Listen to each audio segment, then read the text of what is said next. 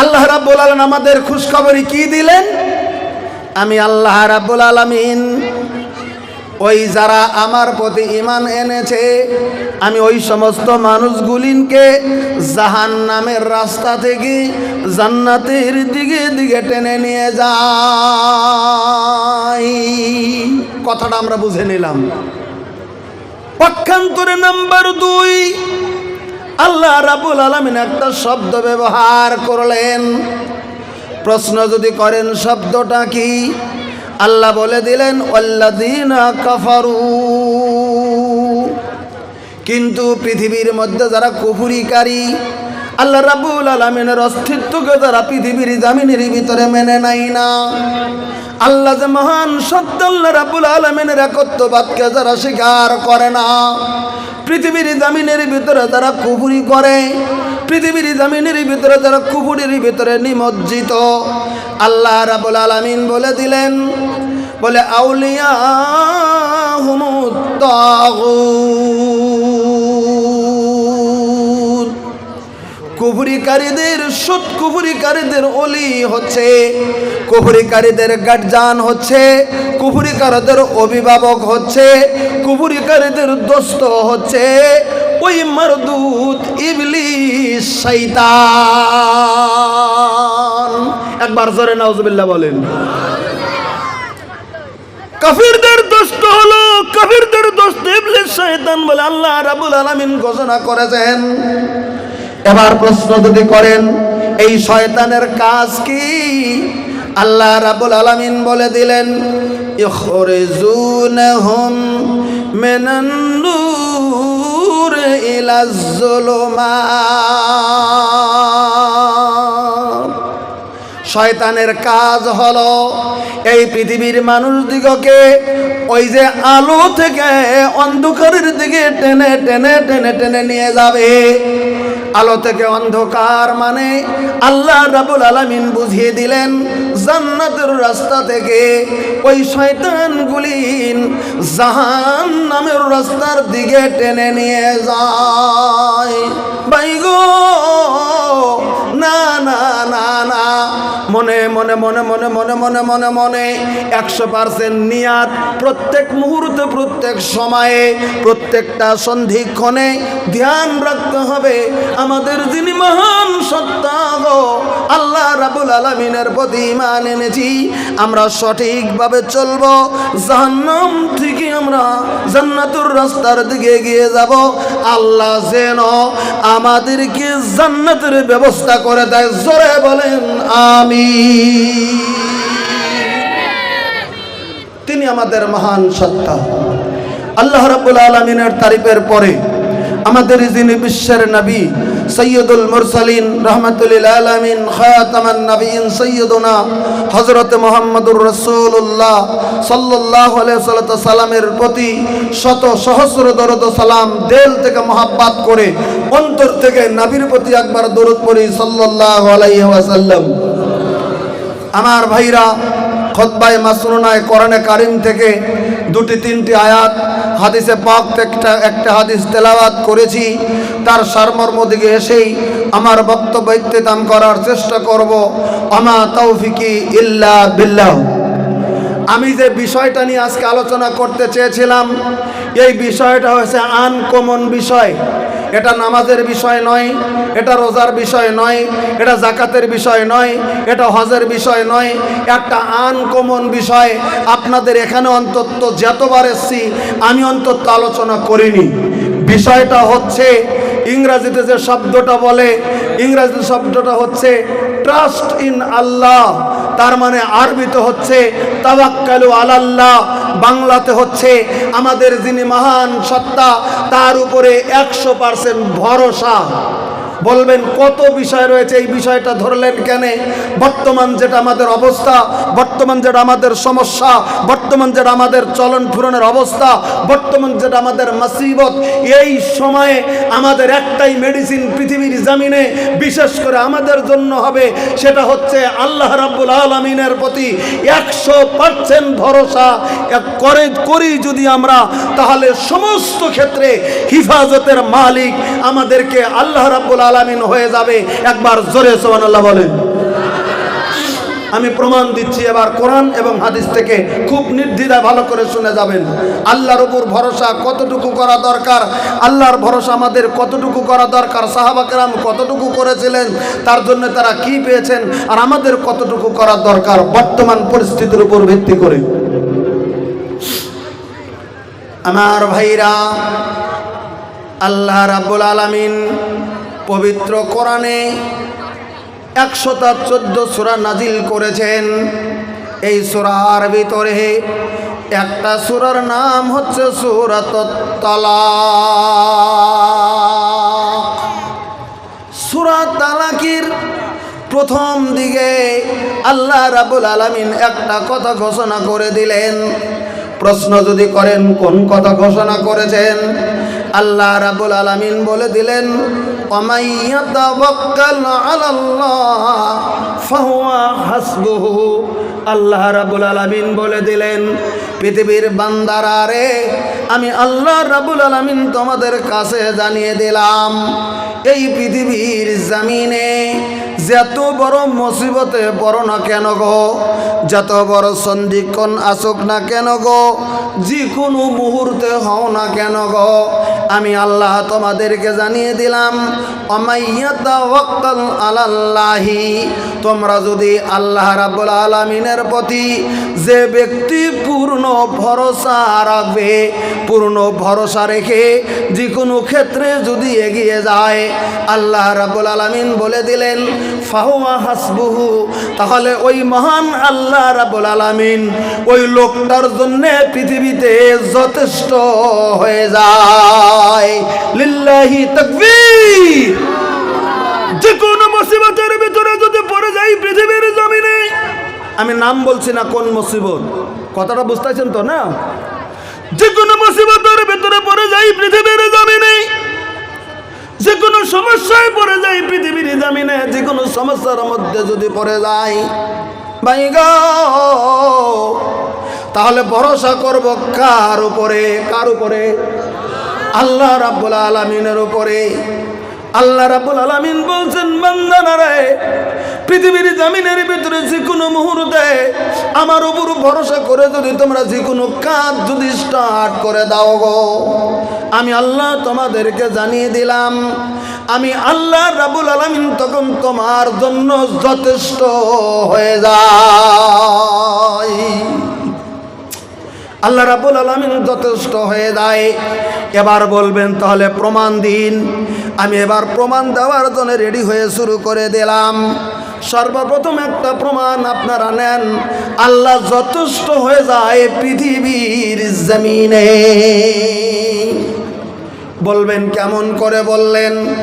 আমরা জানি আমাদের যিনি আখেরি নবী হযরত মুহাম্মদুর রাসূলুল্লাহ সাল্লাল্লাহু আলাইহি সাল্লাম যখন ইন্তেকাল করলেন পৃথিবীর জমিনের ভিতরে, তখন খলিফাতুল মুসলিমিন হয়ে গেল হযরত আবু বকর সিদ্দিক রাদিয়াল্লাহু তাআলা আনহু। তিনি তখন খলিফাতুল মুসলিমিন হয়ে গেল। 2 বছর পর্যন্ত হযরত আবু বকর সিদ্দিক খলিফার দায়িত্ব চালিয়েছিলেন। হযরত আবু বকর সিদ্দিক গোটা মুসলিম জাহানের খলিফা। 2 বছর চালানের পরে হযরত আবু বকর যখন ইন্তেকাল করলেন, 2 নম্বরে যিনি খলিফা হয়ে গিয়েছিলেন তিনি হচ্ছেন আল্লাহ রাব্বুল আলামিনের নবীর সাহাবী। তিনি হচ্ছেন পৃথিবীর জমিনে হযরত ওমর ফারুক রাদিয়াল্লাহু তাআলা আনহু। হযরত ওমর ফারুক যখন খলিফা হয়ে গেলেন, ওই যে বিভিন্ন দেশে দেশে দেশে দেশে দেশে দেশে আরবের বাহিরে দেশগুলির ইসলামের কালিমার পতাকা বিভিন্ন দেশে তখন উড়তে শুরু হয়ে গেল। ইতিহাস নজর করে দেখেন, আমরা ভারতবর্ষের মাটিতে আমরা যে আজকে মুসলমান, ভারতের মাটিতে যেমন 25 কোটির উপরে আজকে আমরা মুসলমান, প্রায় 28-30 কোটির মতো ভারতবর্ষের মুসলমান। সর্বপ্রথম কালেমা ভারতের মাটিতে, কেরালার মাটিতে আজকে শেহাব চতুর যেখানে আসছে, কেরালা থেকে যেখানে চলে আসতেছে, এই হযরত ওমর ফারুক যখন খলিফাতুল মুসলিমিন ওমরের শাসন আমলে এই কেরালার মাটিতে সর্বপ্রথম সৌদি থেকে আরব বণিকের দল এসে কালিমার পতাকা ওই যে কেরালার মাটিতে মুসলমান কালিমার দাওয়াত পেয়ে হযরতে ওমরের জামানায় কালেমা পড়ে প্রথম মুসলমান হয়েছে। এটা ছিল খলিফাতুল মুসলিমিন হযরত ওমরের কালানে। শুরু হয়ে গেল ভারতবর্ষের মুসলিমের ইতিহাস। আমি বলতে চাই না সমস্ত ইতিহাস, আমার জানাও নাই।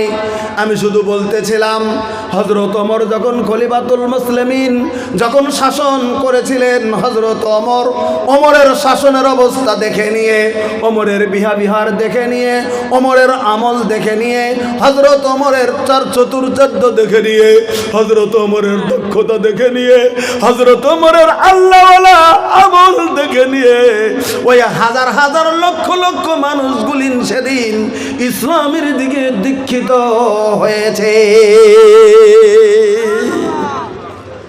এবার আমি একটা মিসাল তুলে ধরছি, তিনি কেমন ছিলেন পৃথিবীর জমিনে, আল্লাহর ভরসা কতটুকু করেছিলেন। হযরত আমার 20 হিজরি সনে হযরত ওমর ফারুক রাদিয়াল্লাহু আনহু একজন লোককে পাঠিয়ে দিলেন। প্রশ্ন যদি করেন লোকটাকে, লোকটার নাম হচ্ছে হযরতে আমর ইবনুল আস রাদিয়াল্লাহু তাআলা আনহু। হযরত আমর ইবনুল আসকে 20 হিজরিতে পাঠিয়ে দিলেন মিশরের মাটিতে। দেশের নাম হলো মিশর। আপনারা নাম শুনেছেন, মিশরের নাম শুনেছেন আপনারা?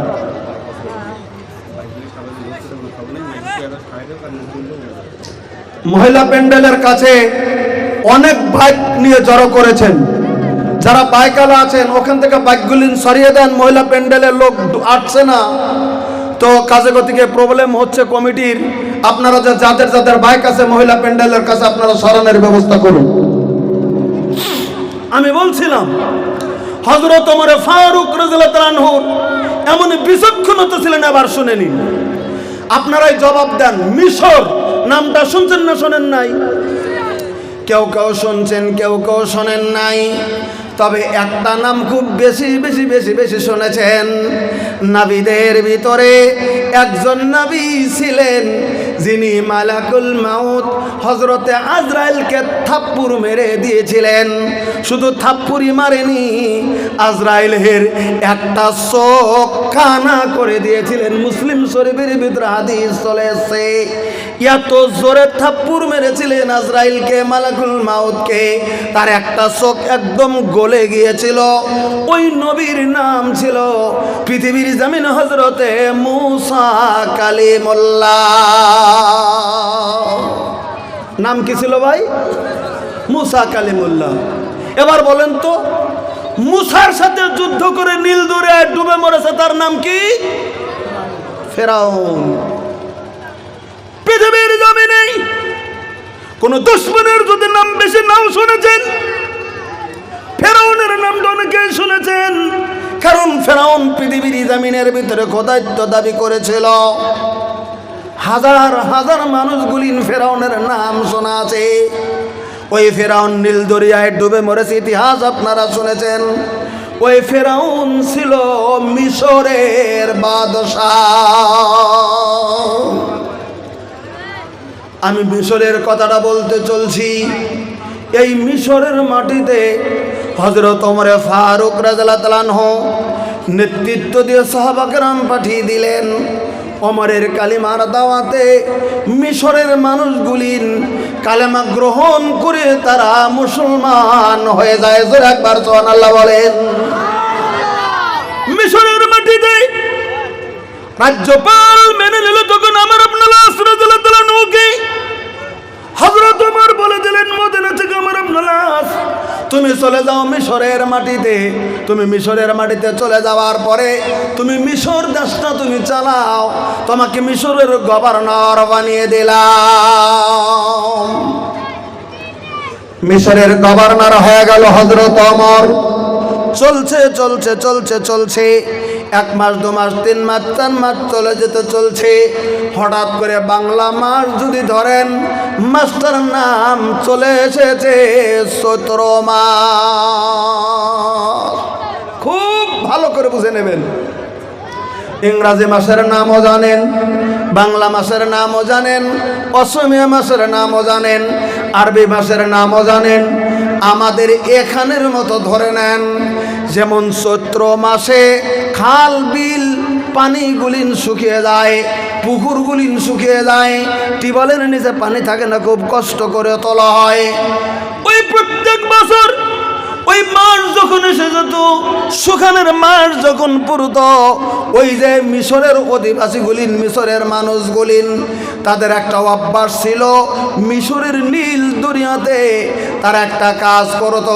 প্রত্যেকটা ওই প্রত্যেক বছরে ওই শুকনা মাসের 18 তারিখে একটা যুবতী মেয়েকে সুন্দর করে সাজিয়ে সোনার গয়না দিয়ে, অবিবাহিত একটা মেয়েকে সুন্দর করে সোনা দানা গয়না দিয়ে, সুন্দর শাড়ি পরিহিত করে, সুন্দর সুন্দর ড্রেস দিয়ে 18 তারিখে রাত্রিতে নীল দরিয়ার মাঝখানে নিয়ে ফেলে দিয়ে আসতো। তাদের ধারণা ছিল আমরা এটা এখানে এই যুবতী মেয়েটাকে, নীল দরিয়ায় দেবতা আছে যে নীল দরিয়ার পানি প্রবাহিত করে, আর ওই পানিতে আমরা দেশের মানুষ উপকার হয়ে যায়, তাই এই নীল দরিয়াকে, দেবতাকে আমরা প্রত্যেক বছর একটা যুবতী মেয়ে উপর ঢোকন দেই। একদম জাহেলি যুগ থেকে এ প্রথা চলে এসেছিল মিশরে। ওই বছর খলিফাতুল মুসলিমিন হযরত আমর ইবনে আল-আস এখন নেতৃত্ব চলছে, আর ইনি হচ্ছেন গভর্নর। তার পারমিশন ছাড়া তো কিছু করতে পারে না। যখন 18 মাস আসতে চলছে, ওই মিশর এলাকার বড় বড় নেতাগুলিন যা আমিরের কাছে হাজির হয়ে গেছে, হুজুর একটা কথা। কি কথা?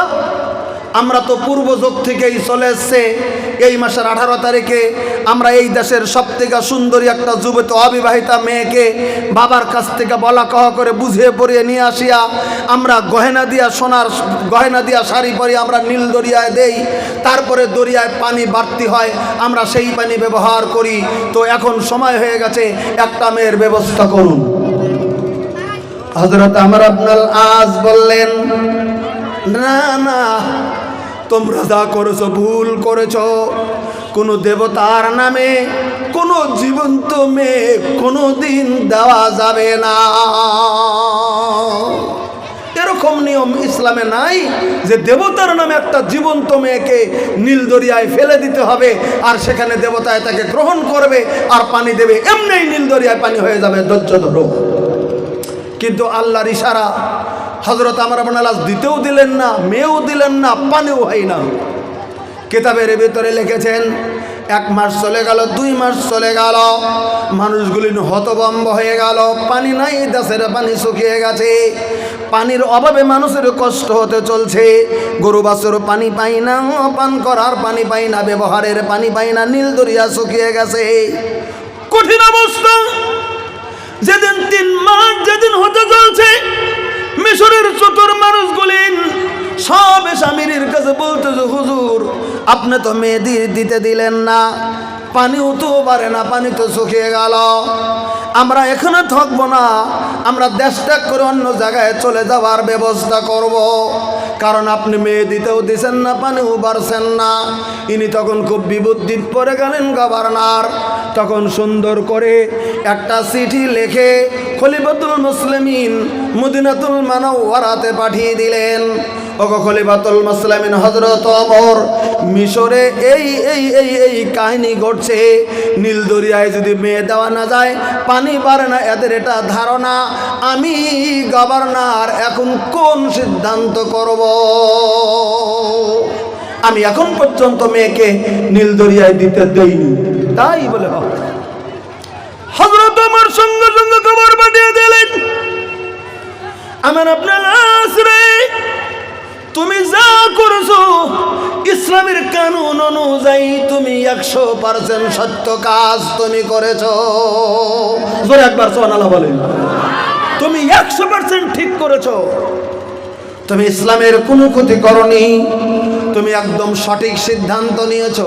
বলে হুজুর সিদ্ধান্ত তো নিয়েছি, মানুষগুলি হিজরত করে অন্য জায়গায় চলে যেতে চলছে, তাহলে বুদ্ধি কি? এবার তখন হযরত ওমর ওই অবস্থা দেখে নিয়ে একটা কাগজের ভিতরে সুন্দর করে একটা পত্র লিখে ওই চিঠিটা আমার আপনার লাশের কাছে পাঠিয়ে দিলেন। মিশরের গভর্নরের কাছে পাঠিয়ে দিয়ে বললেন, আমার চিঠিটা যখন তুমি পাবে, কোনো মেয়েকে কই যে দিতে হবে না, আমার চিঠিটাকে নীল দরিয়ার ভিতরে তুমি ফিকে ফেলে দাও, তুমি নিজেই চিঠিটা দিয়ে দিও। চিঠি পৌঁছে গেল মিশরের গভর্নরের কাছে। সেদিন ছিল জুমার দিন, শুক্রবারের দিন ছিল। সকালবেলা নামাজের আগে চিঠি পৌঁছে গেল। চিঠিটা রেখে দেওয়ার পরে যখন জুমার নামাজের সময় হয়ে গেছে, জুমার নামাজ আদায় করলেন মিশরের গভর্নর।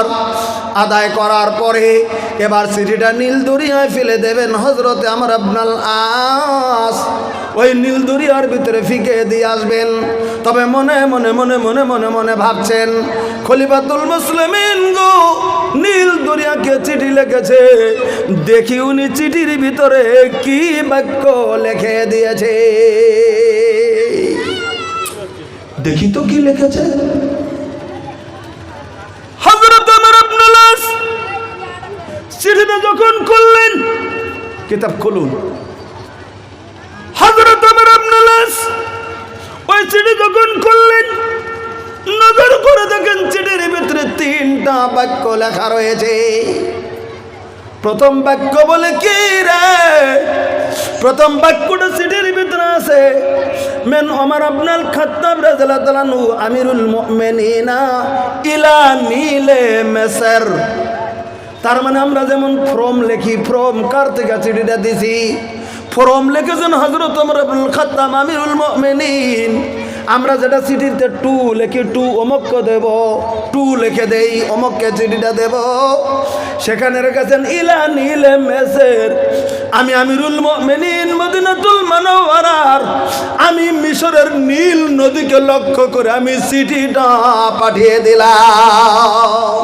একটা সুবহানাল্লাহ, চিঠি পাঠিয়ে দিছে কার কাছে? একটা নদীর কাছে, একটা দরিয়ার কাছে, মানুষের কাছে নয়, একটা দরিয়াকে লক্ষ্য করে চিঠি লিখেছেন হযরত ওমর। তারপরের বাক্য দুটা লিখছে, প্রশ্ন যদি করেন কি লিখেছে, এবার বাক্যতে লিখেছে আম্মা বাদ ফাইন কুনতা তাজরি মিন ক্বাবলিকা ফালা তাজরি। হযরত ওমর লিখেছেন, এই নীল দরিয়া, আমি খলিফাতুল মুসলিমিন তোকে বলছি, তুই কোন নীল দরিয়া, তুই নিজে নিজে নিজে নিজেই যদি ইচ্ছা করে নীল দরিয়ার পানি যদি তুই বাড়িয়ে দাস, এ ক্ষমতা যদি তোর যদি আছে, তুই যদি নীল দরিয়ার পানি বাড়িয়ে দিতে পারিস, একা একাই যদি বাড়ানোর ক্ষমতা তোর যদি থাকে, আমি ওমর চিঠি লিখে দিলাম, ফালা তাজরি, তোর মতো নীল দরিয়ার পানির আমার দরকার নাই। নারে তাকবীর! আই নীল দরিয়া, আমি খলিফাতুল মুসলিমিন তোকে লক্ষ্য করে চিঠি লিখেছি, তুই যদি একা একাই পানি প্রবাহিত করার ক্ষমতা যদি তোর থাকে, তাহলে আমি তোকে বলে দিচ্ছি, তোর মতো নীল দরিয়ার পানির আমার দরকার নাই, ফালা তাজরি, তুই পানি দিস না, যা। কিন্তু তুই জেনে রাখ, ওয়াইন কানাল্লাহু ওয়াহিদুল কাহার ইউজরিকা, পৃথিবীর জমিনের মধ্যে ওরে নীল দরিয়া, তোর পানি যদি মহান আল্লাহ রাব্বুল আলামিন যিনি ওয়াহিদুল কাহার, তিনি যদি জারি করে আর তার হুকুম যদি তুই মেনে যদি চলস পৃথিবীর জমিনে, নীল দরিয়া রে, তোর পানি যদি মহান আল্লাহ রাব্বুল আলামিন যদি জারি করে দেয়, তাহলে তোর কাছে চাইলাম না ফানাসআলুল্লাহ আইয়ুজরিকা। ওরে নীল দরিয়া, আমরা আল্লাহ রাব্বুল আলামিনের কাছে, আমি খলিফাতুল মুসলিমিন, আমরা সবাই মিলে আল্লাহর কাছে পানি চাইলাম, আল্লাহ যেন তোকে জারি করে দেয়। সুবহানাল্লাহ, জোরে বলেন। ফানাসআলুল্লাহ আইয়ুজরিকা, ওরে দরিয়া রে, আল্লাহ যেন তোকে জারি করে দেয়। এই দুটি বাক্য লেখে নীল দরিয়ার ভিতরে সিঁড়ি দেওয়ার জন্য হুকুমটা দিয়ে দিয়েছেন হযরত আমর ইবনুল আস। এই সিঁড়িটা নইয়া ওই আসরের সময়ে নীল দরিয়ার ভিতরে ফিকে দিয়ে দিলেন। অপেক্ষায় থাকলেন। চিঠি দিয়েছেন কে? হযরত ওমর। ফিকে দিলেন, নিয়ে গভর্নর নিজে নীল দরিয়ার চিঠিটা ফেলে দিয়ে আসছেন। বাস, আসর পেরিয়ে সন্ধ্যা হয়ে গেল, মাগরিব পেরিয়ে গেল, এশা পেরিয়ে গেল, নদীর পানি বাড়েনি, সারাটি রাত চলে গেল। ওই শনিবারের দিন ফজরের নামাজের যখন আজান হয়ে যায়, ফজরের আজান হয়ে গেছে, আজানের পরে কুম কুম কুম কুম কুম কুম কুম কুম শব্দর মতো হতো চলছে, নীল দরিয়ায় পানি বইতে শুরু হয়ে গেল। শনিবারের দিনে ফজর থেকে নীল দরিয়ার পানি বাড়তে শুরু হয়ে গেল। কই থেকে যেন বমকে বমকে বমকে বমকে পানি উঠতে শুরু হয়ে গেল। ইতিহাস খুলুন, বেরিয়ে যাবে গো। ওই শনিবারে একটা দিনের ভিতরে এত পানি বেড়েছিল নীল দরিয়ায়, কিতাব করুন 16 গজ উঁচা হয়ে নীল দরিয়াটা ভর্তি হয়ে গিয়েছিল। 16 গজ, 1 গজ হচ্ছে 2.25 হাত, 16 গজ 16 দুগুণা 32 হাত, আরো 16তে সোয়া যদি হয় 4 হাত, তাহলে 36 হাত উঁচু হয়ে নীল দরিয়ার পানি হযরত ওমরের চিঠিতে বেড়ে গিয়েছিল। ভাই গো, ইতিহাস বিল লিখতেছে ওই হযরত ওমরের চিঠিতে যেদিন নীল দরিয়ার পানি যে বাড়ছে, আজকে 1450 বছর হয়ে গেল, একটা দিনের জন্য নীল দরিয়ার পানি আর নতুন করে শুকিয়ে যায় নাই। জোরে একবার সুবহানাল্লাহ বলেন। ভরসা ছিল কার উপরে? ভরসা ছিল কার উপরে? আল্লাহ রাব্বুল আলামিনের উপরে। হযরত ওমর জানে আমি ডাকি কাকে? আল্লাহ রাব্বুল আলামিনকে ডাকি আমি অন্য কাউকে ডাকি না। অন্যর প্রতি ভরসা করার আমার কোনো দরকার নাই, কোনো দেবতার প্রতি ভরসা করার আমার দরকার নাই গো। নীল দরিয়ার দেবতার উপর ভরসা করার দরকার নাই। আমি ওমর, আমি আল্লাহ রাব্বুল আলামিনকে ডাকি। হয়তো সিঁড়িটা তিনি দিয়ে দিয়েছেন, সিঁড়িটা নীল দরিয়ার কাছে পাঠিয়ে দেওয়ার পরে হযরত ওমর বসে থাকে নাই গো। রাত্রিতে হয়তো এশারের নামাজ পড়ার পরে উনি যখন বাড়িতে ফিরে এসেছেন গো, হয়তো তিনি আর ঘুম আসেন নাই, নফল নামাজ পড়ছে আর মাবুদের দরবারে দোয়া করতে শুরু করে দিয়েছে। মাবুদ গো, আজকে যদি তুমি নীল দরিয়ার পানি যদি তুমি বৃদ্ধি না করে দাও, মানুষ দেবতার কথা মনে করে ভ্রান্ত হয়ে যাবে। আমি হযরত ওমর খলিফাতুল মুসলিমিন, আমি তোমার কাছে ডাকছি গো আল্লাহ, তুমি নীল দরিয়ার পানি বৃদ্ধি করে দাও। কোথায় মদিনা, কোথায় মিশর? নীল দরিয়ার পানি বেড়ে গেছে। এর নাম হচ্ছে আল্লাহ রাব্বুল আলামিনের প্রতি ভরসা। এত বড় ভরসা যদি আমরা করি, একটু খেয়াল করে দেখেছেন, আপনারা জানেন, আপনারা শুনেছেন আমার ভাইরা, যখন হযরতে মুসা কালিমুল্লাহ যখন ফেরাউনের অত্যাচারী তার সাহাবা বিন্দুকে নিয়ে যখন ফেরাউনের মিশর থেকে যখন ভেগে যখন চলছে, আল্লাহ হুকুম দিয়েছে মুসা, ফেরাউন বেশি অত্যাচার করতেছে, তোমার সাঙ্গ পাঙ্গ নিয়ে তুমি ফেরাউনের দেশ থেকে দেশ ত্যাগ করে তুমি দেশ থেকে তুমি বেরিয়ে যাও। হযরতে মুসা যাইতে শুরু করে দিলেন। রাত্রির অন্ধকারে তেনারা বেরিয়ে গেলেন। যাচ্ছে যাচ্ছে যাচ্ছে যাচ্ছে, সম্মুখে নীল দরিয়া পড়ছে, এদিকে ফেরাউন তার লক্ষ লক্ষ বাহিনী নিয়ে পিছনে পিছনে পিছনে পিছনে ছুটছে। মুসা কালিমুল্লাহকে ধরবে, মারবে, খাবে, মুসাকে ধ্বংস করে দেবে। যখন নীল নীল দরিয়া এসে গেল সম্মুখে। এবার মুসার সঙ্গে যারা সাহাবা কেরাম রয়েছে তারা বলতে, হুজুর এখন কি অবস্থা হবে? ওই যে ফেরাউন বের হচ্ছে দেখতেছি, ফেরাউন বের হচ্ছে সৈন্য সামান্ত নিয়ে, আমাদেরকে ঘেরাও করলে তো কচু কাটা দিয়া মেরে মেরে মেরে মেরে খতম করে দেবে। হযরত মুসা বলে দিয়েছিলেন, আমার সঙ্গী সাথীরা আর চিন্তা করো না, আল্লাহ রাব্বুল আলামিনের প্রতি ভরসা করো, আল্লাহ রাব্বুল আলামিন ব্যবস্থা করে দেবে। জোরে একবার সুবহানাল্লাহ বলে। সমস্ত আমি সঙ্গী করে নিয়ে মুসা কালিমুল্লাহ তার বনী ইসরাইলের সঙ্গে কোলে নিয়ে নীল দরিয়ার কিনারার কাছে যখন দাঁড়িয়ে আল্লাহকে বলেন, মাবুদ ফেরাউন আসতেছে আমাদেরকে মারার জন্যে, আমরা নীল দরিয়ার কিনারার ভিতরে উপস্থিত হয়ে গেছে, তুমি এবার ব্যবস্থা করো। আল্লাহ বলে দিলেন, মুসা রে চিন্তা করিস না, তোর হাতের ভিতরে যে লাঠিটা আছে ওই লাঠি দিয়ে তুই সাগরের পানির ভিতরে একটা আঘাত করে দে। হযরতে মুসা কালিমুল্লাহ সঙ্গে সঙ্গে তার হাতের লাঠি দিয়ে নীল দরিয়ার পানির ভিতরে বাড়ি মেরে দিলেন। যখন একটা আঘাত করেছেন, মুসা কালিমুল্লাহর সঙ্গে 12টার কওমের লোক ছিল আলাদা আলাদা। একটা সাগরের লাঠির আঘাতে আল্লাহ রাব্বুল আলামিন নীল দরিয়ার ভিতরে 12টা রাস্তা বানিয়ে দিয়েছে। পানি আলাদা হয়ে গেছে, সাগরের পানি আলাদা হয়ে গেছে। আমরা যেমন 4 লাইন যুক্ত যেমন রাস্তা বানিয়েছি, আল্লাহ তাআলা এরকম রাস্তা বানিয়ে দিয়েছে। একবার জোরে, খুব জোরে সুবহানাল্লাহ বলে। সাগরের পানি সরে যে রাস্তা হয়েছে কয়টা? 12টা। মনে রাখবেন, 12টা রাস্তা হয়েছিল সেদিন, কারণ 12 কম ছিল, এক কম যেন আর এক কমের রাস্তাতে যেতে না হয়, ও যেন আল্লাহ 12টা রাস্তা বানিয়ে দিয়েছিলেন।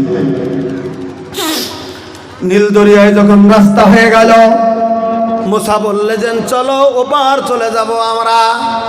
সবাই নীল দরিয়ার রাস্তার ভিতরে নেমে পড়েছেন। চলছে চলছে চলছে চলছে চলছে। যখন মুসা কালিমুল্লাহ তার বাহিনী নিয়ে নীল দরিয়ার যখন মাঝে মধ্যে জায়গায়, তখন ফেরাউন তার লক্ষ লক্ষ বাহিনী নিয়ে ফেরাউন তখন নীল দরিয়ার কিনারায় উপস্থিত হয়ে গেছে। ফেরাউনের কিন্তু খুব ভয়, মুসার জন্য তো রাস্তা হয়েছে, আমার মনে হয় বিপদ হয়ে যাব, কিন্তু বুঝে নিয়েছে। ঘোড়ার রশিদা টেনে দিয়েছে, ঘোড়ার রশিদা টেনে ধরেছে। কি হলো?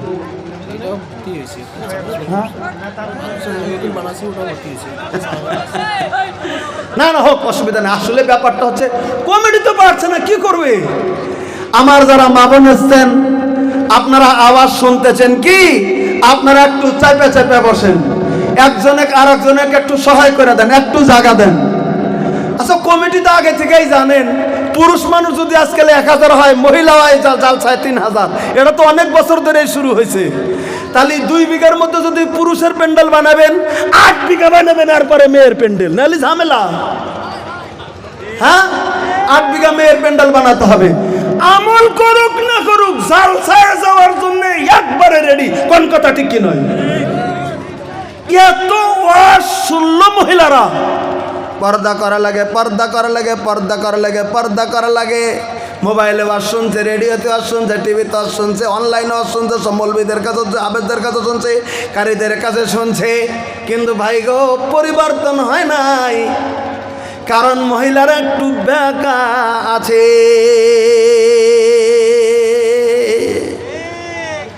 একটু যদি বেশি কথা কন, এখন উল্টা পুল্টা শুরু করে দেবো ওখান থেকে। এই কথা আমার নয়, আল্লাহ রাব্বুল আলামিন নবী সাল্লাল্লাহু আলাইহি ওয়াসাল্লাম বলেছেন, ইন্নাল মারাতা খুলিকাত মিন জিলা। হাদিসটা বুখারী শরীফের। সাহাবা কেরাম জেনে রাখো গো, মহিলাদেরকে বানানো হয়েছে, ইন্নাল মারাতা খুলিকাত মিন জিলা, মহিলাদেরকে বানানো হয়েছে এই যে বাম পাজরের হাড্ডির অংশ দিয়ে। মহিলাদেরকে সৃষ্টি করা হয়েছে। এই পুরুষের বাম পাজরের বাঁকা হাড্ডির অংশ দিয়ে মহিলাদেরকে সৃষ্টি করা হয়েছে। ওজন্যে কিয়ামতের দিন পর্যন্ত মহিলারা একটু বাঁকাই থাকবে। আল্লাহ রাব্বুল আলামিনের নবী বলেছেন, আমার সাহাবা কেরাম শুনে রাখো, তোমরা মহিলাদের সঙ্গে একটু ব্যবহার ভালো করে করে করে করে করে করে করে চলে যাও। ওয়া আশিরুহুন্না বিল মারুফ, আল্লাহ তাআলা কোরআনে বলেছেন তোমরা মহিলাদের সঙ্গে একটু ভালো ব্যবহার করে জমিনের ভেতরে চলো, কারণ মহিলারা পৃথিবীর জমিনের ভেতরে বাঁকা। আমরা কত পুরুষ এসছি, আমরা সবাই মিলে মিলে মিলে বসে গেছি। দেখবেন মহিলারা কোনো জায়গায় মিলে মিলে বসছে, কোনো জায়গায় মিলে মিলে বসেনি, কোনো জায়গায় ক্যাসর মাসর করছে, কোনো জায়গায় গোতাগতি করছে, কোনো জায়গায় ক্যাশ ব্যাস করছে, এক জায়গায় বসছে, এদিকে ওয়াজ চলছে, আবার দেখবেন মহিলারা গল্প করছে। এটা থাকে সাধারণত। আমার মা বোনকে বলছি, আপনারা একটু মেহেরবানি করে একটু জায়গাটা ঠিক করে দিন। আমি বলতেছিলাম হযরতে মুসা কালিমুল্লাহ আল্লাহর কাছে যখন বললেন, নীল দরিয়া ভাগ হয়ে কয়টা রাস্তা হয়েছিল? 12টা রাস্তার ভিতরে নেমে পড়েছেন। যখন নীল দরিয়ার মাঝখানে গো, তখন ফেরাউন নীল দরিয়ার কিনারায় উপস্থিত হয়ে যায়। খুব চালাক ছিল ফেরাউন, কারণ 500 বছরের বেশি ছিল ফেরাউনের বয়স, 600 বছরের প্রায় কাছাকাছি বয়স ফেরাউন। কম বুদ্ধি? ওই ফেরাউন বুঝতে পেরেছে আমি নামলেই কি জানি মরে যাব, নামতে চায় নাই, খিসে ধরেছে রশিটা, বুদ্ধি নাই রে, আমি আর কথাটা বলতে চাই না। আল্লাহ রাব্বুল আলামিন যে কোনো কারণ দিয়ে ওকে নীল দরিয়ার ভিতরে নামিয়ে দিয়েছে। ফেরাউনের ঘোড়া যখন নীল দরিয়ায় নেমেছে, সমস্ত সৈন্যবাহিনীগুলি ফেরাউনের পিছনে পিছনে পিছনে পিছনে পিছনে নেমে যায়। এবার মুসা কালিমুল্লাহ ওপার নদীর কিনারে উঠে উঠে গেল। সব সাহাবা কিরাম সাগরের কিনারে যে টান ওপার উঠে গেল। তখন ফেরাউন বাহিনী তখন নীল দরিয়ার মধ্যে জায়গায় উপস্থিত। আল্লাহ বলে দিলেন, মুসা রে, এত কষ্ট তোকে দিছে, তোকে মারার জন্য গিয়েছে, সৈন্য সামান্ত আসছে, অশ্বার হইয়াছে, হাতে তাদের অস্ত্র নিয়ে আসতে। তোর একটা কাজ করে মুসা, তুই হাতের যে লাঠিটা আছে ওই লাঠি দিয়ে তুই সাগরের ভিতরে তুই আর একটা হাত করে দে। আল্লাহ রাব্বুল আলামিনের ওই সারা দেখেন, হযরতে মূসা যখন লাঠিতে যখন আঘাত করে দিলেন, নীল দরিয়ার 12টা রাস্তা একবারে মিলে যাইয়া ফেরাউনের সমস্ত লক্ষ লক্ষ সৈন্য পানির নিচে ডুবে নিস্তানাবুত হয়েছে। আজ পর্যন্ত তাদের লাশ পর্যন্ত বের করতে পারে নাই। নারে তাকবীর! ফেরাউনের বংশধর সহ নীল দরিয়ার ডুবে, একজন খালি ডুবে যায়নি, তার নাম ফেরাউন, ওকে ডুবায়নি আল্লাহ। কোরআন শরীফে তার বর্ণনা, ওকে ডুবতে দেয়নি আল্লাহ, ওকে একটু দেখাবে, তুই দেখ। ফেরাউনকে ডুবতে দেয়নি, ফেরাউন তো ডোবে না, মুখটা উঁচু আছে, ডুবু ডুবু ডুবু ডুবু, ডোবে ডোবে না, ডোবে ডোবে না অবস্থা চলছে। তখন ফেরাউন বলছে, মাবুদ, ও মুসার আল্লাহ, হারুনের আল্লাহ, আমি জানি আমি অরিজিনাল খোদা নয়, আমি অরিজিনাল আল্লাহ নয়, আমি নিজেও দিলের মধ্যে 100% জানি আমি ডুপ্লিকেট খোদা সেজেছি। মাবুদ গো, মুসার আল্লাহ গো, আমি তওবা পড়লাম, আমি তোমার উপরে মানলাম, তুমি আমাকে এই নীল দরিয়ার ডুবু থেকে তুমি আমাকে বাঁচিয়ে দাও। আল্লাহ বলে দিলেন, ফেরাউন রে, তুই আমার চেয়ারটা পৃথিবীর জামিনের ভিতরে দখল করেছিস, তুই আমার চেয়ারের ভিতরে তুই হাত দিয়েছিস, আমার একত্ববাদের উপরে তুই হাত দিয়েছিস, তোকে বাঁচার মতো রাস্তা আমি আল্লাহ রাব্বুল আলামিন দেব না। ওকে বাঁচিয়ে দিলেন না। তখন একটা বিচারের সাইন আলা কাগজ হযরতে জিবরিল ফেরাউনের চোখের সম্মুখে হাজির করে দিয়েছে। বলে কাগজটা ছিল কি, একদিন ফেরাউন বিশাল বড় রাজদরবারে বিচার করতেছে, আল্লাহ একটা ফেরেশতাকে পাঠিয়ে দিয়েছিলেন, যা যা ফেরাউনের কাছে চলে যা, মানুষের রূপ ধরে চলে যা। মানুষের রূপ ধরে ফেরেশতা চলে এসেছিল। ফেরাউন বিচারকের কাঠগড়াইতে চেয়ারে বসে আছে, রাজার চেয়ারে। হুজুর এটা কথা বলবো বলে, কথা কি? এটা কথা বলবো বলে, কথাটা কি? বলে কথাটা হচ্ছে আপনি এখন এই মিশরের বাদশা। বলে হ্যাঁ।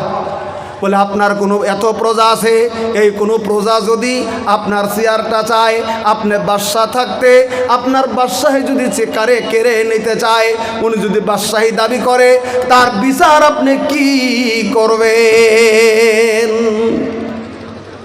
ফেরাউন অবাক হয়ে গেছে। 500 বছর ধরে রাজা আমি, আমার চেয়ার একজনের প্রজা হয়ে আমার চেয়ার দখল করতে আসবে, আমি তাকে ছেড়ে দেব? আমি তার উত্তম বিচার করব। বলে কি করবেন? কি বিচার করবেন? বলে কি বিচার করব? আমার পাশে নীল দরিয়া আছে, আমি তাকে হাত পা বেঁধে নীল দরিয়া ডুবিয়ে দেব, ও যেন জীবনেও আর আমার চেয়ারটা দাবি করতে পারে না। তাই নাকি? বলে হ। তখন একটা কাগজ স্টেটমেন্ট লেখা হলো, একজন রাজা থাকতে আর একজন যদি রাজা দাবি করে, আপনার বিচার তাকে নীল দরিয়া ডুবিয়ে মারবেন, এই কথা স্টেটমেন্ট লিখে বলতেছেন, তাহলে আপনি একটু সাইন করে দেন। ফেরাউন করছে কি, যা সাইন করে দিলাম, যাও, ওকে আমি নীল দরিয়া ডুবে মারবো, আমি সাইন করে দিলাম, যা। ওই যে সাইন করে দিল কাগজে, হযরতে জিবরিল কাগজটা নিয়ে রেখেছেন। যখন ফেরাউন যখন নীল দরিয়ায় যখন ডুবে যায়, তখন যখন বলছিল আল্লাহ আমাকে বাঁচিয়ে দাও, বাঁচিয়ে দাও, বাঁচিয়ে দাও, বাঁচিয়ে দাও, বাঁচিয়ে দাও, আল্লাহ বলে দিলেন জিবরিল রে, ফেরাউনের সাইন করা কাগজ ফেরাউনের চোখের সম্মুখে তুই তুলে ধর। তখন ফেরাউনের সাইন করা স্টেটমেন্ট তখন সঙ্গে সঙ্গে হাজিরি করে দিলেন। ও ফেরাউন, তুমি নজর করে দেখাও, তুমি তো তোমার নিজের বিচার তুমি করেছো। আল্লাহ রাব্বুল আলামিন মহান সত্তা, মহান প্রভু, তিনি বিশ্বের প্রতিপালক, তিনি বিশ্বের মাবুদ, তিনি বিশ্বের আল্লাহ, তিনি পৃথিবীর সমস্ত কিছু চালিত করতেছেন, তিনি হচ্ছেন রাজা, তিনি বাদশাহ। ওই আল্লাহ রাব্বুল আলামিনের চেয়ার আপনি নিজে দখল করেছেন, খোদাইত্ব দাবি করেছেন পৃথিবীর জামিনে, আল্লাহত্ব দাবি করেছেন পৃথিবীর জামিনে। এই যে আপনার চেয়ার যদি কেউ দাবি করে থাকে নীল দরিয়া ডুবে মারবেন বলেছেন, আপনার বিচার আপনাকে করা হয়েছে, অন্যের বিচার করা হয় নাই। এই কথা বলে ফেরাউন কে পানির নিচে ডুবিয়ে, তখন ওকে পানিতে ডুবিয়ে মেরে দেওয়া হলো। তবে আল্লাহ রাব্বুল আলামিন একটা কথা বলে দিলেন, জিবরিল তুমি ফেরাউনকে বলে দাও, ফেরাউন যে তওবাটা পড়লো তার মরণকালে, এই তওবার জন্য আমি একটা জিনিস দিয়ে দিলাম। বলে কি? আমি দায়িত্ব নিয়ে নিলাম, কিয়ামতের দিন পর্যন্তর জন্য ফেরাউনের লাশ আমি আল্লাহ রাব্বুল আলামিন পৃথিবীতে হেফাজত করব, ফেরাউনের লাশটা পচে যাবে না, এর দায়িত্ব আমি নিয়ে নিলাম। পৃথিবীর মানুষ যেন দেখে, গোটা পৃথিবীর মানুষ যেন কিয়ামতের দিন পর্যন্তর মধ্যে যেন লক্ষ্য যেন করে যে আল্লাহর একত্ববাদ স্বীকার না করে যিনি মাবুদ বলে জমিনের ভিতরে দাবি করে, তার অবস্থা পৃথিবীতে এই হয়। আজকে মিশরের মিউজিয়ামে ফেরাউনের লাশ রয়েছে। আপনারা ইউটিউবে মেরে দেখেন ডেড বডি অফ ফেরাউন, আপনারা দেখতে পারবেন ফেরাউনের লাশ কি অবস্থা আছে। এখনই ইউটিউবে মারলে এখনই পাবেন, বাড়িতে যাওয়ার পরে দেখে নিন। আমার ভাইরা, আমি বলতেছিলাম আমরা ভরসা করব কার উপরে? জোরে বলেন, কার উপরে? প্রত্যেকটা মুহূর্তে, প্রত্যেকটা ক্ষেত্রে, প্রত্যেকটা মুসিবতে, প্রত্যেকটা জায়গাতে আমরা ভরসা করব আল্লাহ রাব্বুল আলামিনের উপরে। আল্লাহ একটা সমাধান দিবেই। একবার জোরে সুবহানাল্লাহ বলেন। এবার আসেন, আমি আর একটা ঘটনা তুলে ধরতে চাই, তাহলে একদম স্পষ্টকরণ হয়ে যাবে যে আল্লাহর উপর ভরসার দাম কত। খুব ক্লিয়ার করে কথাটা শুনে নেবেন।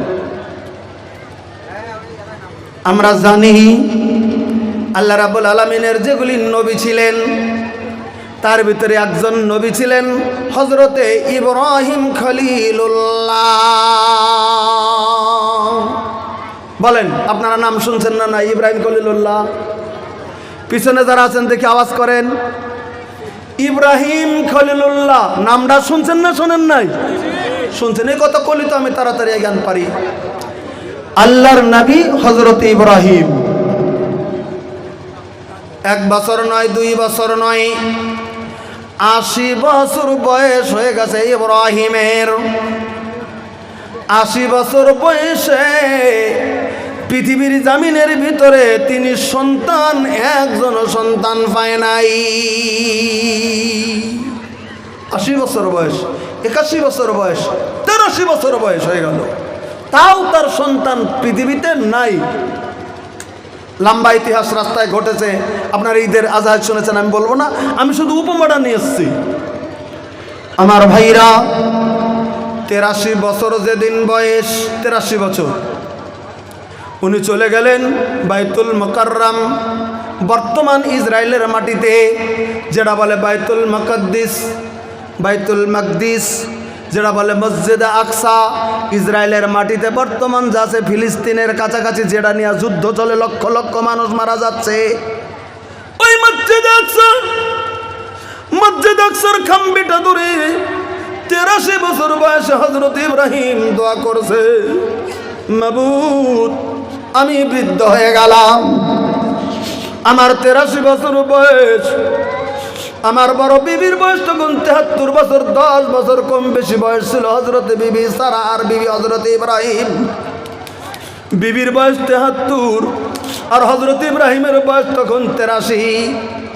তখন একটা নতুন করে তিনি দাসীকে বিয়ে করেছিলেন, বিবি হাজেরার দাসী, বিবি সারার দাসী, তার নাম বিবি হাজেরা। বিবি সারাই হাজেরাকে তার স্বামীর সঙ্গে বিয়ে দিয়ে দিয়েছিলেন দাসীকে। তখন তার 25 থেকে 26 বছর বয়স বা 27 বছর বয়সের একটা কমলামতি মেয়েকে তিনি দ্বিতীয় বিয়ে করেছেন।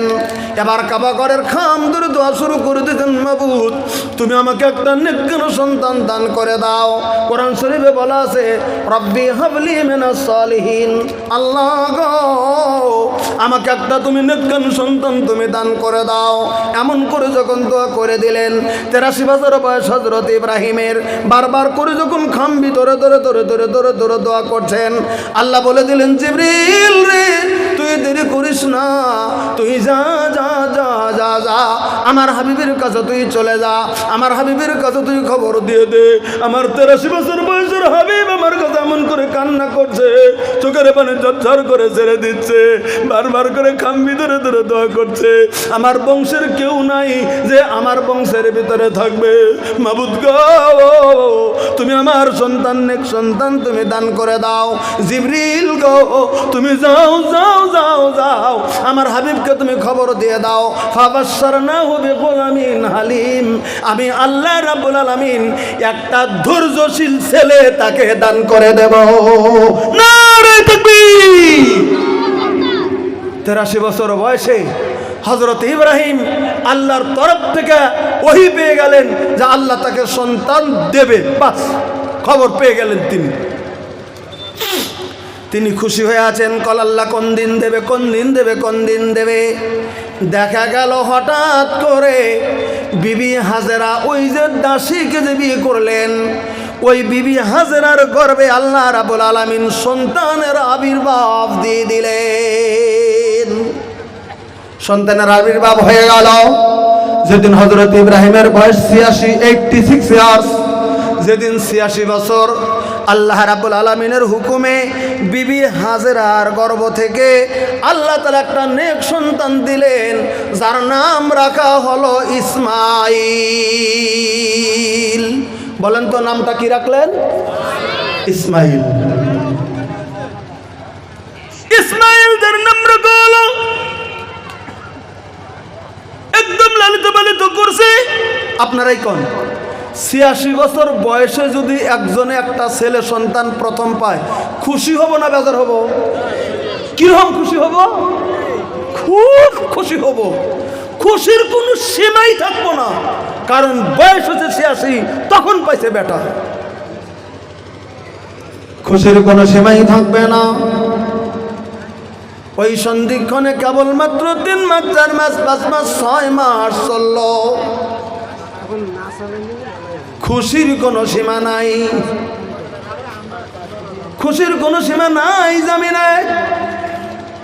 এত খুশি হয়ে গেছেন হযরত ইব্রাহিম, খুশির কোনো সীমা নাই। আল্লাহ রাব্বুল আলামিনের তারিফ করে করে করে করে করে করে চলছে। হঠাৎ করে আল্লাহ রাব্বুল আলামিন বলে দিয়ে দিলেন, ইব্রাহিম তোমাকে আমি আল্লাহ রাব্বুল আলামিন আর একটা পরীক্ষা দিলাম।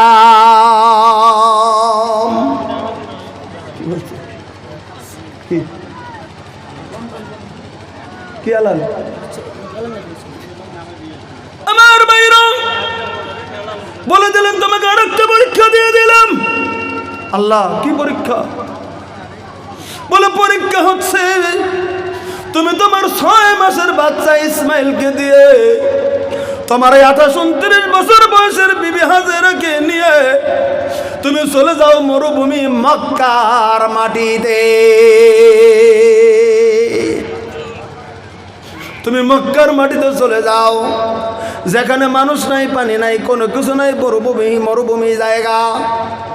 যেখানে বাইতুল্লাহ হবে গো, ওই জায়গার ভিতরে তোমার 6 মাসের ইসমাইল এবং তোমার 29 বছরের তোমার বিবি হাজেরাকে রেখে তুমি ওখানে রেখে তুমি চলে আসো। পরীক্ষার শেষ নাই। হাই হাই অবস্থা হয়ে গেল। 86 বছর বয়সের সন্তান পেয়েছে, ওই সন্তানকে মরুভূমিতে রেখে আসতে হবে তার বিবি সহ। হুকুম ডাকার বুদ্ধি নাই গো। বিবি হাজেরাকে বললেন, বিবিরে তুমি রেডি হয়ে যাও, তোমাকে এক জায়গায় নিয়ে যাব। জানেন কত দূর রাস্তা ছিল ইব্রাহিমের বাড়ি থেকে মক্কা? ইন্টারনেটে খুলে দেখুন, 1200-1250 কিলোমিটার রাস্তা। 1200 কিলোমিটার রাস্তা, খুব ভালো করে বুঝে নেবেন। 100 কিলোমিটার নয়, 200 কিলোমিটার নয়, 1200 কিলোমিটার রাস্তা ওই জায়গার ভিতরে রেখে আসো। হযরত ইব্রাহিম আল্লাহ রাব্বুল আলামিনের হুকুমকে পালন করার জন্য একটা উটের পিঠে হাওদাজ বসে নিল। বিবি হাজেরাকে সে জায়গার ভিতরে বসিয়ে দিলেন। 6 মাসের বাচ্চা বিবি হাজেরার কোলের ভিতরে দিলেন। উটের সামনে রশি ধরে ধরে ধরে ধরে ধরে ধরে পায়ে হেঁটে যেতে শুরু করে দিলেন। আল্লাহর নবী, আল্লাহর দোস্ত, আল্লাহ রাব্বুল আলামিনের নবী, আল্লাহর দোস্ত। 1 কিলোমিটার নয়, 2 কিলোমিটার নয়, 40 দিন ভরে এই 1200 কিলোমিটার রাস্তা পায়ে হেঁটে হেঁটে হেঁটে হেঁটে হেঁটে ফিলিস্তিন থেকে মক্কায় চলে গিয়েছে। ইতিহাস পড়েন না তাই তো জানেন না। 1200 কিলোমিটার রাস্তা বিবিকে উটের পিঠে বসে নিয়ে পায়ে হেঁটে হেঁটে হেঁটে যেতে যেতে চলছে। যাওয়ার পরে মক্কা পেয়ে গেল। বর্তমান ইন্টারনেটে আপনারা দেখেন, আমরাও দেখি, যেটা কাবা, মক্কার যেটা কাবা চাই, যে কালা গিলাপ দিয়ে যেটা ঢাকা আছে, আমরা দেখি কিনা? কাবা ঘরটা দেখছেন কিনা? দেখেন নাই? কাবা ঘর দেখেন নাই? মোবাইলে দেখেন নাই? ওই কাবাটা, ওই কাবা ঘরের কাছে একটা গাছ ছিল তখন গো। একদম পুরা রৌদ্রে খটখটে রৌদ্রে উঠেছে, সূর্য একদম তাপ হচ্ছে। ওই গাছের নিচে তখন ওই যে হযরত ইব্রাহিম খলিলুল্লাহ হযরতে বিবি হাজেরাকে বলছে, বিবি তুমি এই গাছের নিকটে নেমে যাও। গাছের নিকটে নেমে গেলেন। গাছের নিকটে নেমে গিয়েছেন হযরত ইব্রাহিমের বিবি হাজেরা নামলেন। 6 মাসের 7 মাসের, তখন 1 মাস 40 দিন বেড়ে গেছে বয়স, হয়তো 7 মাস 8 মাসের বাচ্চাটা কোলে নিয়ে তিনি নেমে গেলেন। নামার পরে বললেন, এখানে বসো। চতুর্দিকে কোনো কিছু নাই, পার্শ্বে উঁচু পাহাড় আছে একটা, এই পাশে একটা, উপরে একটা পাহাড় আছে, 2 দিকে 2 পাহাড়, একটার নাম সাফা, একটার নাম মারোয়া। 2 পাহাড় আছে, এদিকে শুধু ফুট বালু কামায়, মরুভূমির জায়গা কিছুই নাই। পানি নাই, কোনো কিছু নাই, মানুষ নাই, কোনো কিছু নাই, বাবা জানোয়ার নাই, কিছু নাই, মরুভূমি জায়গা। ওই জায়গার ভিতরে হজরতে হাজরাকে হজরতে ইব্রাহিম খলিলুল্লাহ ওই জায়গার ভিতরে দিয়ে এবার বলতে শুরু করে দিলেন, ওগো বিবি হাজরা, তুমি এখানে থেকে যাও। আচ্ছা, এবার দেখুন অবস্থাটা কি হয়েছে তাদের।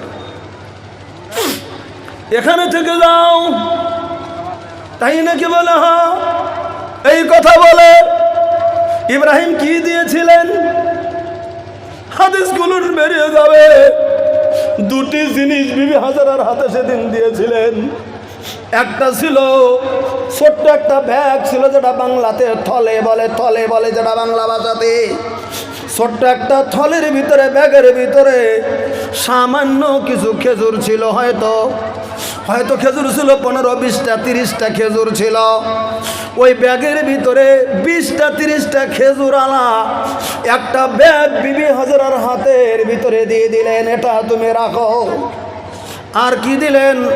এক মশক পানি। বর্তমান আমাদের এই যেটা কি, এটা বোতলের ভিতরে পানি, এরকম ধরেন 2 বা 3 বোতল পানি। তখন তো বোতল ছিল না, চামড়ার একটা এরকম জগের মতো ছিল, চামড়ার জগ, একে আরবিতে বলা হয় মশক, আমরাও বাংলাতে বলি মশক। এক মশক পানি বিবি হাজরার হাতে দিলেন আর বললেন, ওগো বিবি হাজরা, তুমি পানিটা রেখে দাও আর খেজুরটা রেখে দাও।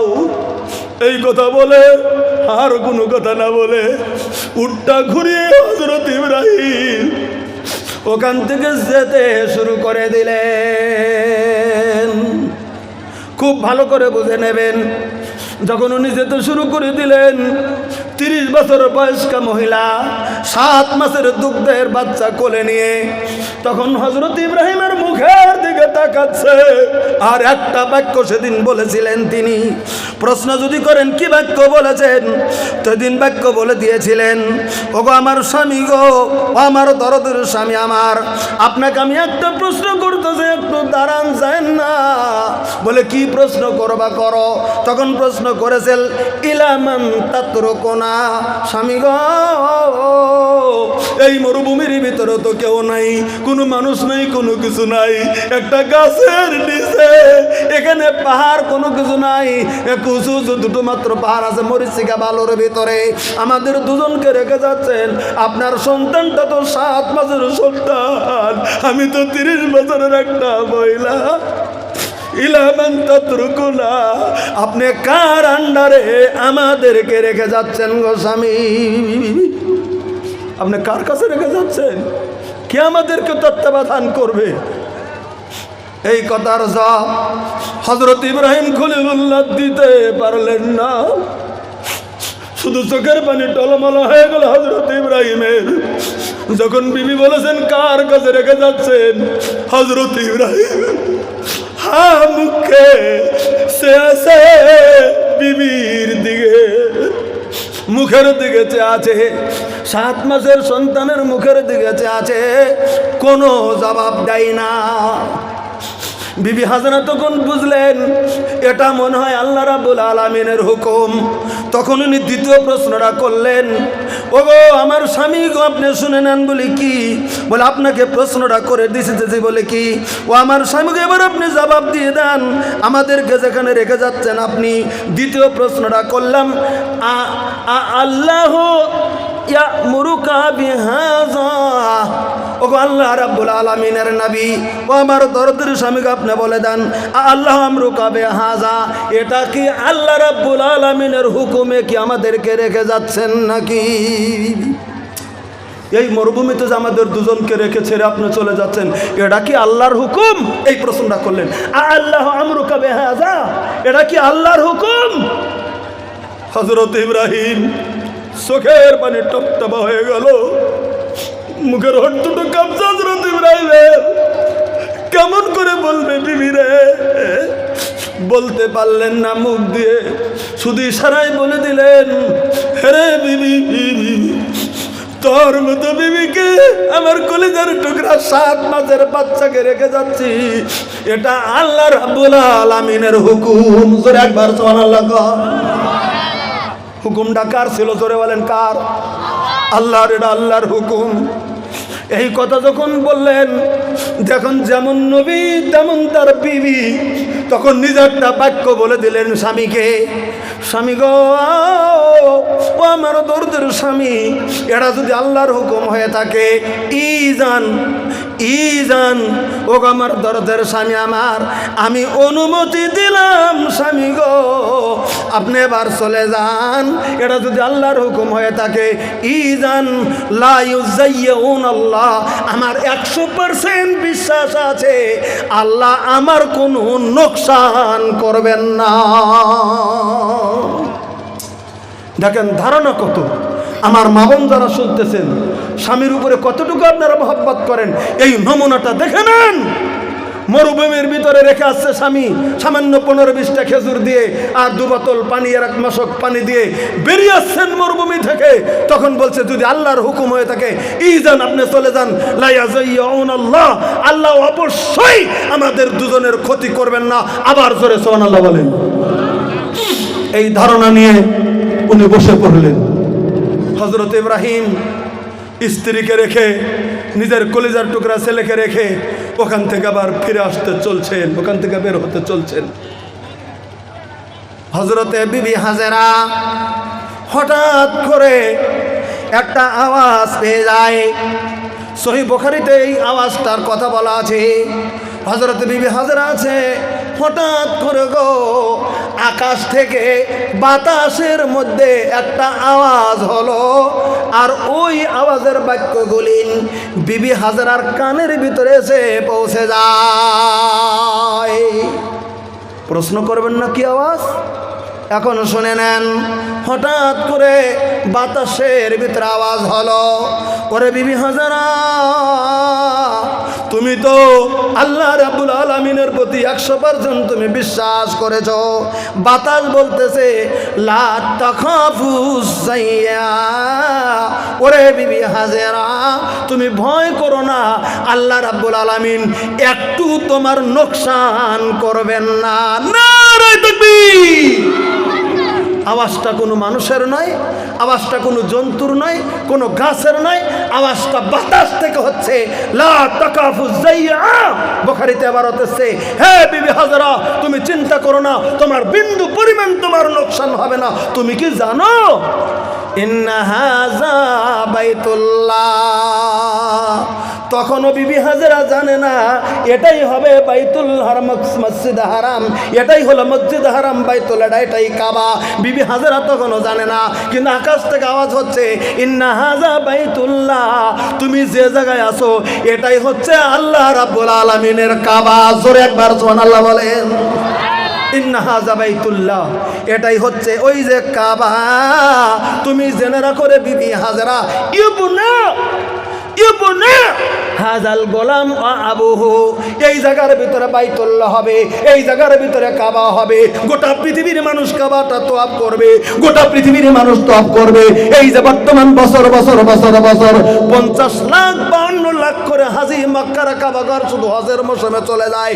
এই যে কাবা, আকাশ থেকে আওয়াজ হচ্ছে বিবি হাজেরা এটাই হচ্ছে বাইতুল্লাহ, ইবনা হাজাল গোলাম আবুহু, এই ঘরটা তোমার এই কোলের 7 মাসের বাচ্চা যখন বড় হয়ে যাবে, এই ছেলেটা এবং এই ছেলের বাবা বাইতুল্লাহ নির্মাণ করবে।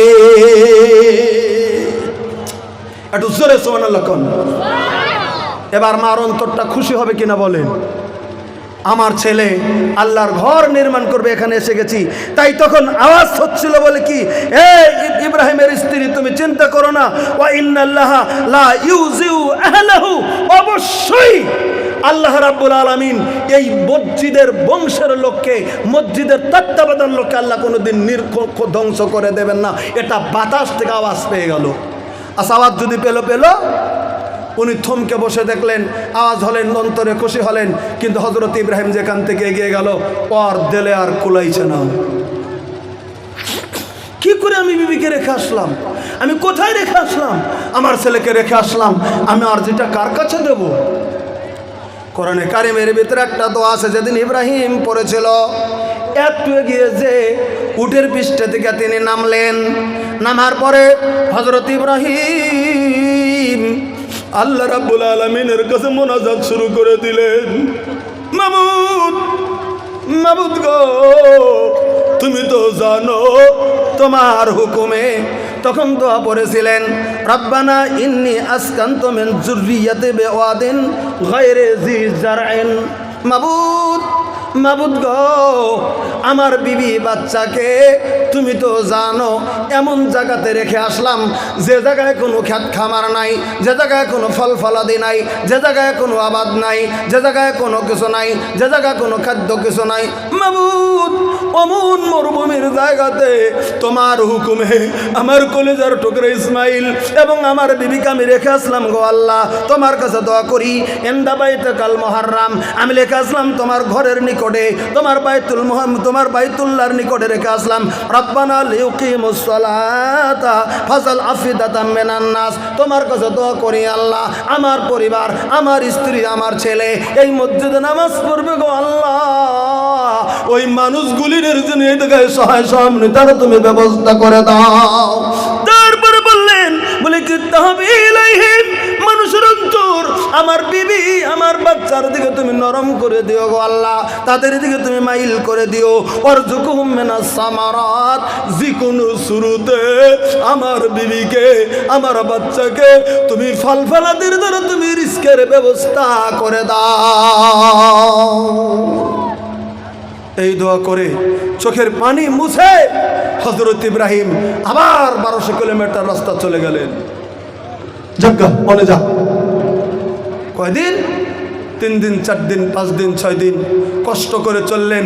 পানি খাচ্ছেন, বাচ্চাকে দুগ্ধ পান করাচ্ছেন, একটা খেজুর খাচ্ছেন, বাচ্চাকে দুগ্ধ পান করাচ্ছেন। 2-5 দিন যাওয়ার পরে খেজুরও শেষ, পানিও শেষ।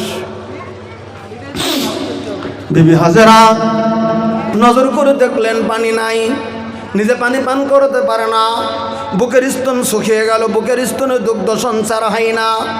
কেমন করে ইসমাইলের মুখের ভিতরে দুগ্ধটা দেবে?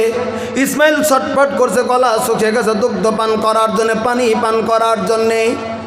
8 মাসের বাচ্চা ইসমাইল পানির জন্য এমন করে কান্না করছে, দুগ্ধের জন্য কান্না করছে, শুকিয়ে গেছে।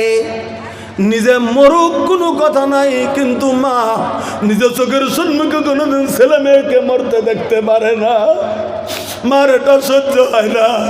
যখন দেখলেন আমার ইসমাইল ছটফট করে দুগ্ধ ব্যাগরে, পানি ব্যাগরে মারা যায়, তখন চিন্তা শুরু করে দিলেন, দেখি তো কোনো কেমন করে পানির ব্যবস্থা করতে পারি নাকি। হযরত ইসমাইলকে জমিনের উপর গাছের নিচেই তিনি শুয়ে দিয়ে দিলেন। শুয়ে দিয়ে দৌড়ে চলে গেলেন, ওই টিলার উপরে চলে গেলেন, সাবা পাহাড়ের দিকে। টিলার উপরে দেখি কেউকে পাই নাকি, ওদিক দিয়ে কোনো লোক যায় নাকি। এরকম করে সাবা পাহাড়ের দিকে গেল, কিন্তু সাবা পাহাড়ের দিকে নজর করে দেখে কেউকে দেখা যায় না। দৌড়ে চলে গেল মারোয়া পাহাড়ের দিকে, ওখানে একটা টিলা আছে, দেখি কোনো কিছু পাই নাকি, কাউকে দেখা যায় নাকি। একটা তফসিরের ভিতরে লেখে মারোয়া পাহাড়ের দিকে 30 কোটির মতো বালু ঝিলমিল ঝিলমিল ঝিলমিল ঝিলমিল করছিল। চোখের দ্বারা দেখা যায় পানি জ্বলছে, পানি জ্বলছে। এগিয়ে গেল, দৌড়ে গেল, না পানি নাই, বনভূমি বালু কামায় চিকমিকা স্থলে জ্বলছে, পানি নাই গো। আবার দৌড়ে দেখা সাবা পাহাড়ের দিকে পানির মতো দেখা যায়, আবার তিনি দৌড়ে চলে আসলেন। এরকম করে তিনি 7 বার চক্কর দিয়েছে। জোরে বলেন কয়বার? জোরে বলেন কয়বার? 7 বার সাফা এবং মারোয়া পাহাড়ে তিনি চক্কর দিয়েছিলেন, পানি পেলেন না। হঠাৎ করে একটা খসমাসের আওয়াজ পেলেন। বুখারীতে লিখছেন, হঠাৎ করে একটা খসমাসের আওয়াজ পেলেন। আওয়াজ পেলেন কে রে? এখনো তো মানুষ আওয়াজ কিসের? আওয়াজটা আসলো কোন দিক থেকে? যেদিকে রেখেছে হযরত ইসমাইলকে, ওই দিক থেকে। এবার তিনি পাহাড় ত্যাগ করলেন। 7 বার পরে ত্যাগ করে তিনি আওয়াজের দিকে চলে গেলেন। আল্লাহ রাব্বুল আলামিন বলে দিয়েছেন, জিবরিল রে, আর দেরি করিস না। আমার হাবিবের স্ত্রী বিবি হাজেরা আমার প্রতি ভরসা করেই তো এই জায়গার ভিতরে রয়ে গেছে। তার চোখের সম্মুখে নয়নের মনে ইসমাইল ইন্তেকাল হয়ে যাবে, সহ্য করতে পারছেন না মা। তাই এমন করে সাবা পাহাড় দৌড়ালো। জিবরিল রে, তুই যা, পানির জন্য এমন চটপট করছে আমার হাজেরা, তুই চলে যারে জিবরিল ইসমাইলের পায়ের যে গোড়ালিটা আছে, যেখানে পাটা ইসমাইল দিয়ে শুয়ে আছে, পায়ের গোড়ালির কাছে তুই তার পাখা দেখতে গোতা মেরে দে, তোর পাখা দেখতে বাড়ি মেরে দে। তোর পাখা দা বাড়ি মেরে দিলে ওখানের মাটিটা যখন ফেটে যাবে, ওখান থেকে তুই ঝর্ণার সাথে জান্নাতের নহরের সঙ্গে তুই মিল করে দে, ওখান থেকে যেন বমকে পানি বের হয়ে যায়। আমার ভাইরা, হযরত জিবরিল ওই যে মাটির ভিতরে আঘাত করছে, আওয়াজটা পেয়েছে বিবি হাজেরা। হাজেরা বিবি দৌড়ে চলে গেল ছেলের দিকে। মনে মনে মনে মনে মনে মনে ভাবছে ছেলে মনে হয় দুনিয়ার ভিতরে বেঁচে আছে কিনা। যায়া দেখে ছেলের পায়ের গোড়ালির মধ্যে থেকে বমকে পানি উঠতে শুরু হয়ে গেছে। জোরে একবার সুবহানাল্লাহ, খুব জোরে কোন। পানি উঠতে শুরু হয়ে গেছে। পানি যদি উঠছে তখন বিবি হাজরার সঙ্গে সঙ্গে ওই চতুর্দিকে ঘেরাও করে দিলেন, পানি যেন সরে না যায়, পানিটা যেন এখানে জমা যেন হয়ে যায়, তাই তিনি ঘেরাও করে দিলেন। সহিহ বুখারী শরীফে হাদিস এসেছে, ওই দিন বিবি হাজরা ওই দিন যদি পানিটা ঘেরাও করে না দিতেন, এই জমজমের পানি গোটা পৃথিবীতে সরতেই থাকতো। কিন্তু তিনি ঘেরাও করে দিলেন। ঘেরাও করে দিলে পানিটা জায়গার ভিতরে জমে গেল। এখনো সেই জমজম মক্কাতুল মুকাররমাতে হেরামের কাছে রয়েছে, মা কাবার কাছে রয়ে গেছে। একটা কথা মনে রাখবেন, পৃথিবীতে আশ্চর্যজনক জিনিস ভিতরে একটা কথা মনে রাখবেন, আজ পর্যন্ত কোটি কোটি কোটি কোটি লিটার পানি তুলছে সৌদি সরকার, গোটা পৃথিবীর মানুষকে পানি দিচ্ছে, কিন্তু 1 ইঞ্চি পানি জমজম কুয়ার আজ পর্যন্ত কমাইতে পারে নাই। কি ভাবেন এটা? কি ভাবছেন? কি না ইসলামের ভিতরে আমাদের কিসের অভাব? পৃথিবীর জমিনে গোটা পৃথিবীর বৈজ্ঞানিকরা রিসার্চ করে যদি বড় বড় মেশিন শুরু করে দেয়, 1 ইঞ্চি জমজমের পানি কমবে না। আল্লাহ নহর নিচ থেকে জমজমের পানির সঙ্গে ফিট করে দিয়েছে। একবার জোরে সুবহানাল্লাহ বলেন, জোরে বলেন। আমার ভাইরা, আল্লাহর উপর ভরসা করেছিল বলে আল্লাহ রাব্বুল আলামিন সব জিনিসের সমাধান করে দিয়েছেন। বিবি হাজেরা পেয়ে গেলেন পানি। তারপরে ওই যে দোয়া করেছিলেন, সেই আমি আর লম্বা ইতিহাসের দিকে আমি যাব না, আমি শুধু এগিয়ে যেতে চাবো যে তাহলে আমরা ভরসা করবে কার উপরে? ভরসা করব কার উপরে? আল্লাহ রাব্বুল আলামিনের উপরে। প্রত্যেকটা ক্ষেত্রে যেন আল্লাহ রাব্বুল আলামিনের উপরে যেন আমরা ভরসা করি, প্রত্যেকটা ক্ষেত্রে যেন আল্লাহ রাব্বুল আলামিনকে আমরা মেনে নেই, প্রত্যেকটা ক্ষেত্রে যেন আল্লাহ রাব্বুল আলামিনকে আমরা ডাকি, প্রত্যেকটা ক্ষেত্রে যেন আল্লাহ রাব্বুল আলামিনের উপরে যেন আমরা পৃথিবীর জমিনের ভিতরে 100% ভরসা রেখে চলি, তাহলে আল্লাহ তাআলা আমাদেরকে অবশ্যই হিফাজতের ব্যবস্থা করবেন।